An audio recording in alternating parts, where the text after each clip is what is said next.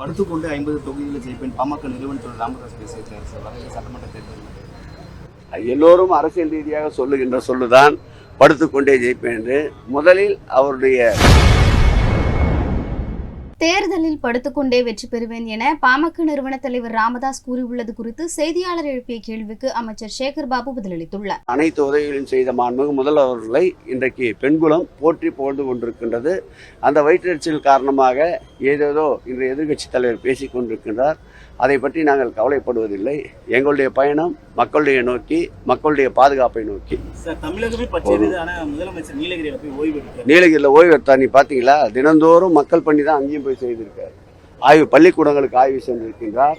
அதேபோல் யானைகள் முகாமிலே நடத்தப்படுகின்ற பணிகளை ஆய்வு செய்திருக்கின்றார். யானை பாகன்களுக்கு உண்டான விடுதிகளை கட்டி தந்திருக்கின்றார். அதை திறந்து வைத்திருக்கின்றார். எங்கள் முதல்வரை பொறுத்தவரை ஓய்வு என்பது இல்லை. எங்கள் முதல்வரை பொறுத்தவரை நாட்டில் நடக்கின்ற அனைத்து சம்பவங்களையும் விரல் நுனியிலே வைத்திருப்பார். கடந்த காலங்களைப் போல் நடைபெறுகின்ற சம்பவங்கள் எனக்கு தெரியாது, நான் டிவியை பார்த்து தான் தெரிந்து கொண்டேன் என்ற நிலையில் இன்றைய முதல்வர் இல்லை.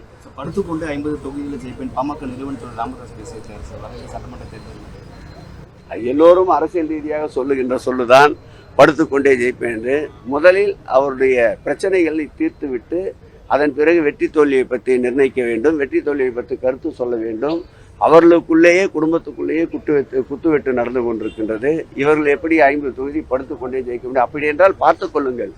மக்களின் மீது நாட்டம் இல்லாதவர்கள், மக்களை பற்றி கவலைப்படாதவர்கள் தான் இப்படி சொல்லுவார்கள். மக்களை நாடி செல்பவர் தான் உண்மையான மக்கள் பிரதிநிதியாக இருக்க முடியும், மக்களுடைய சேவராக இருக்க முடியும். அந்த கருத்திலே எங்களுக்கு உடன்பாடு இல்லை.